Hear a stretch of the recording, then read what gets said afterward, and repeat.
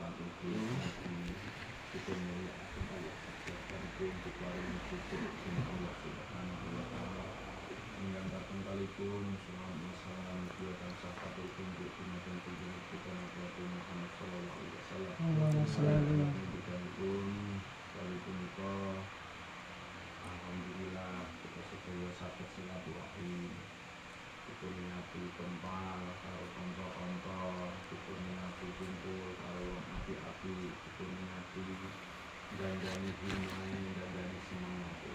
Karena pada dasarnya itu saged lakon sing kita alami menika buah saking menapa himmah lan keyakinan kula panjenengan. Sampeyan iki coba sing diparingi Allah Subhanahu wa taala dumateng kula panjenengan sedaya nggih dipun sesuai apa sing dadi kesalahan kula panjenengan sedaya. Terus dipaske kalau ora ana sing diluwehi ya ora ana sing dikurangi. Terus dipas mun dipaske kabeh. Tapi ndamel ukurane sepira penguripane umatku, sepira kuwate njaga salat. Jadi semakin artinya ngene. Semakin apik kehidupane tertata rapi dalam berniat, rapi dalam muamalah, dalam bekerja, rapi dalam bergaul, santun dalam bergaul. Kapan sholatnya wis ketata? Selagi kabeh sholatnya wis ketata, yakin den saged ketata ganti. Kabeh ditata. Momae wae urung keyakinane urung. Dan jadi pun di kesempatan. Terus status sholat harus diulangi sholat Allahumma dan guna sholat itu Allahumma firli Allahumma sburli warhamni warfa'ni warzuqni wahdini wa'afini wa'afu'ani. Ini hubungannya di antara duduk di antara tahiyat itu, tasyahud itu kita njaluk itu harus rezeki. Memang kita tidak meresapi apa yang menjadi doa-doa yang dilaksanakan dalam sholat kita. Kita tidak sadar kalau kita sedang berdoa. Bisa golek dukun, bisa golek tombol, bisa golek cukup itu saja. Cukup itu saja. Cukup sholatnya ditata sing bener, yakin semuanya akan ditata oleh Allah dengan sendirinya tanpa kita minta, tanpa golek itu. Dukun kode ora fasih maca Fatihah. Malah fasih jenengan. Enak-enak gitu. Sholat itu waktu-waktu yang kula pokoknya itu sing tak ganduli dari sangi bau bagus ngoten. Langgar sholat jamaah mbok tata, yakin dicukupi sekabian. Jadi sholat jamaahmu ya ber ya. Awak yang apa mana sholat jamaah subuh. Jadi kapan kehidupan tertata ditata oleh Gusti Allah nek wis kuat nglakoni sholat subuh. Ada pertanyaannya kapan Palestina itu bisa merdeka, kapan wong jamaah sholat subuh salam dunia kaya sholat Jumat. Merabot. Sebenarnya bakal dengan ngoten. Jenengan bakal insyaallah anak putu apa bakal dengan wong jamaah sholat subuh iki tanda-tandane wis mulai ana. Saya kan gerakan sholat subuh. Memang ada petunjuknya, memang ada benar.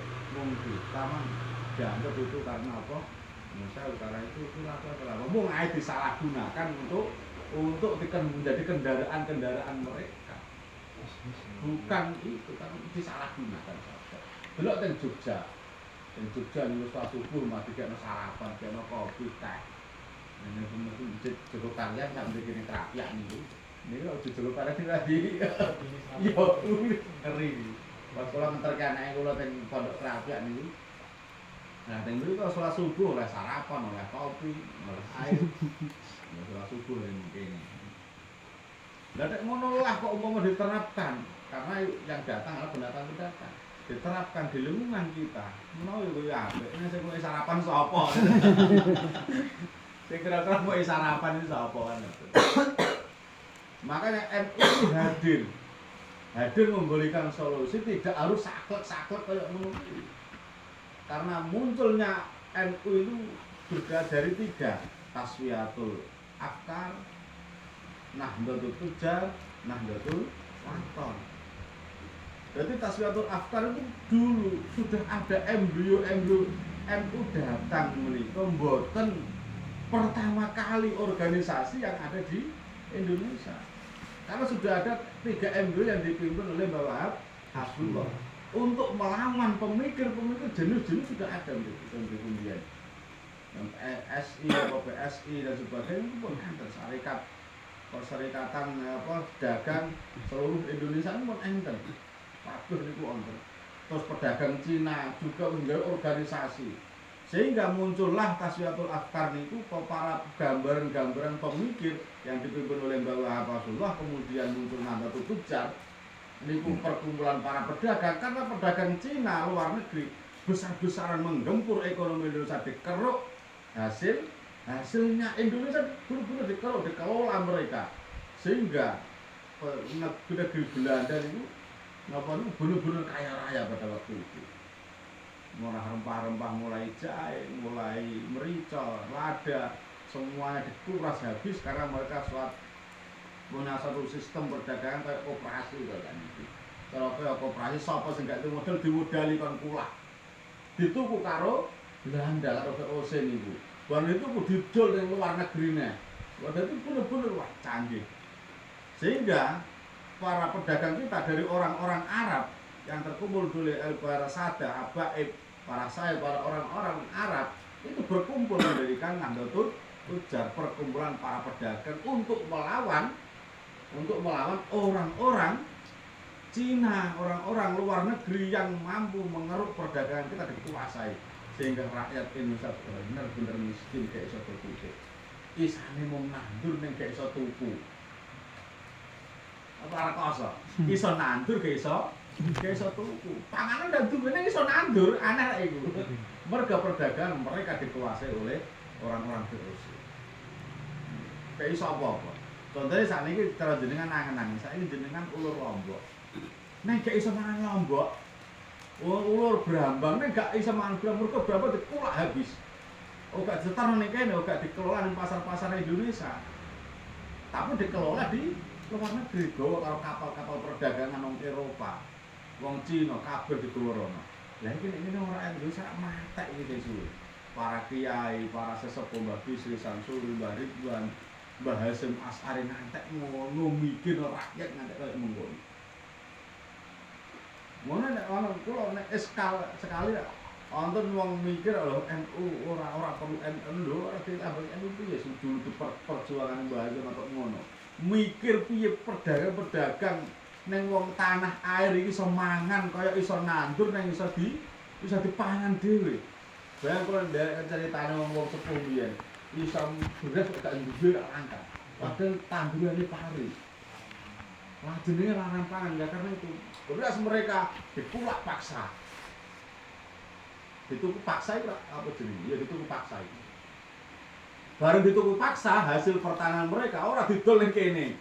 Ora dienggo mutar perekonomian Indonesia tapi dijual ke luar negeri. Mana Nahdlatul Tujar setelah ada perkumpulan-perkumpulan ini orang-orang alim, para kiai, para tokoh jenenge Nahdlatul Tujar ini, kemudian mereka juga ngimbangi politik perdagangan mereka. Sehingga Nahdlatul Tujar, Taswiyatul Afkar, Nahdlatul Wathon, para pemuda-pemuda ini dijadikan satu, digiring oleh Mbah Hasyim Asy'ari melalui petunjuknya Mbah Khalil Bangkalan yang diasuh oleh Mbah Raden As'ad Samsul Arifin Situbondo, kemudian tongkat dan tasbihnya disampaikan kepada Mbah Hasyim Asy'ari, kemudian Mbah Hasyim Asy'ari ora iso nerjemah. Kenapa apa aku iki? Mboten saged Mbah Hasyim Asy'ari. Ya saged ning beliaunya tidak mampu bahkan untuk memecahkan petunjuknya itu saja. Mbah Hasyim Asy'ari harus sholat hajat ngatam Al-Quran. Ada apa yang petunjuk Mbah Khalil Bangkalan ini? Isih ngono wis kok petunjuk diswano karo Habib Hasyim, buyute Habib Lutfi. Isih diswano teng mriku. Isih diswano teng Jakarta, teng Kuitang. Habib Ali niku teng Habib Ali Kuitang niku. Ora ngono kok ya Allah. Jadi peran NU dan Habib ini ana isu Habib dan NU ini tidak bersatu, itu isu-isu yang menyesatkan kita. Isu-isu yang medsos sing tidak jelas sumber asal usulnya. NU lahir juga ya dulu yang mendirikan juga para habaib. Tapi Mbah Hasyim Buyut Lutfi beliaunya tidak terus ditulis dalam sejarah berdirinya NU. Beliau tidak mau gitu seperti Habib Lutfi dan ditiru oleh Habib Lutfi sampai sekarang ini. Habib Lutfi tidak bisa meninggalkan NU. Mbah Mun juga begitu, tidak bisa meninggalkan NU karena Mbah Dahlan Zubair dulu juga ikut berjuang mendirikan NU. Mbah Dahlan Zubair karena menjadi ketua NU karena beliaunya murid dari Mbah Fakih Mas Kumambang Mbah Abdul Jabbar, yaitu Mbah Fakih Mas Kumambang Gresik. Nah, beliau dididik langsung oleh beliau-beliaunya sehingga NU-nya ngantek Mbah Mun niku ajeng lahir mawon. Ajeng wonten muktamar teng Semarang, Mbah Hasyim Asy'ari, Mbah Wahab, Mbah Bisri Samsuri niku mampir teng Sarang. Mampir teng Sarang, Mbah Zubair niku Mbah Zubair njaluk donga. Mbah niki kok tiba-tiba beliau ketiga kiai Mbah Hasyim, Mbah Wahab, Mbah Bisri Samsuri kok mampir teng kene Sarang. Tiba-tiba Mbah Zubair iki njaluk donga. Terus mengambilkan air bidoni Mbah Hasyim Asy'ari. Bidoni pas tepat pada tanggal 28 bulan Oktober 1928 Mbah Mun lahir. Itu ada bertepatan dengan muktamar di Semarang. Mbah Hasyim mampir ke Mbah Zubair. Sowan, konco kan sowan. Apa sowane. Terus setelah beliau tadi diberi air oleh Mbah Hasyim Asy'ari, Mbah Mun kemudian seperti itu. Jadi kita ulama-ulama kita itu bukan tidak tanpa alasan mendirikan NU. Semuanya itu ada pertimbangan. Semuanya itu karena ada alasan yang mendesak. Dari alasan politik kita dijajah kalah dari segala-galanya. Dari politik perdagangan juga kalah. Politik pertempuran juga kalah. Teknik pertempuran kita juga, tapi waktu tempur ditakno habis. So itu kan logika kan tenan nggih. Londo karena Eropa dengan Indonesia ketinggalan teknologi 100 tahun yang lalu. Bayangno. Wong kene urung isane gawe bambu runcing, wong kono wis iso gawe senjata. Nggih bedil, gawe meriam. Kene isane apa? Hanya tradisional. Gawe pandi, apa itu are, bendu, terus ada man, mun enten. Karena tinggalan kerajaan terus ada cara membuat alat pertanian. Misalnya nih ngoten niku tok. Tapi Belanda wis mampu gawe kapal. Belanda wis mampu gawe kapal perang. Belanda wis mampu gawe senjata. Belanda ning Indonesia. Mang dulunya sudah diakui, Indonesia sudah diakui milik Belanda. Dan negara yang kemerdekaan ini bukan hadiah dari siapapun, tapi hasil perjuangan oleh ulama-ulama kita. Mbah Hasyim Asy'ari ngantek di penjara oleh Jepang barang itu perjuangan ini. Ya. Jadi sudah bareng perjuangan selesai 1248 orang pemberontakan PKI kiai dibunuh. Ngeri ya ini pemberontakan PKI. Kemudian PKI bisa dikendalikan, bisa ditumpas, dikendalikan, muncul lagi 1965. Nah, mereka selalu ada. Dan duri-duri yang ada semacam itu pasti ada, ngantek saya di atasnya wonten. Ideologi semacam itu terus terjadi, ada terus. Dan aku pengen mau sejarah Mbah Khalil Bangkalan ini. Dalam acara terus kan warung pembesar double terus. Orang ngajeni dong kulo barang. Nggih. Ayo tak capek sak uni-uni aku. Sak uni-uni.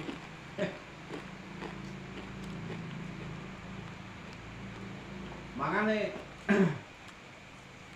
NU ini hadir selalu sesuai dengan keadaan zaman. Zaman saiki wong NU mbok kan satu berwek iki nek iso.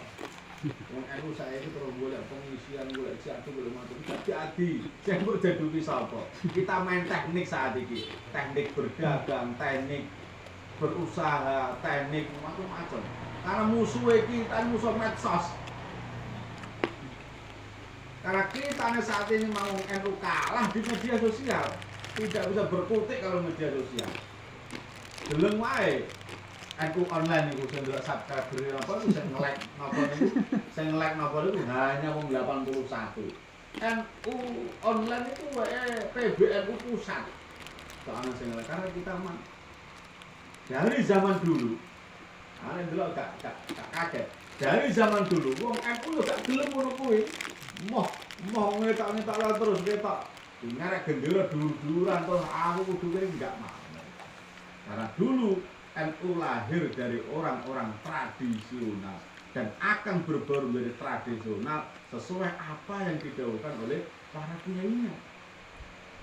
Menganggap NU ini adalah pesantrennya, menganggap NU ini harus di tempat bernaung, tempat gandulan di mana NU ini penuh dengan sanad-sanad kiai yang sambung ilmunya dari Rasulullah Sallallahu Alaihi Wasallam dan tidak dilakukan kembali lagi. Makanya bahaya zaman saat ini ono apa-apa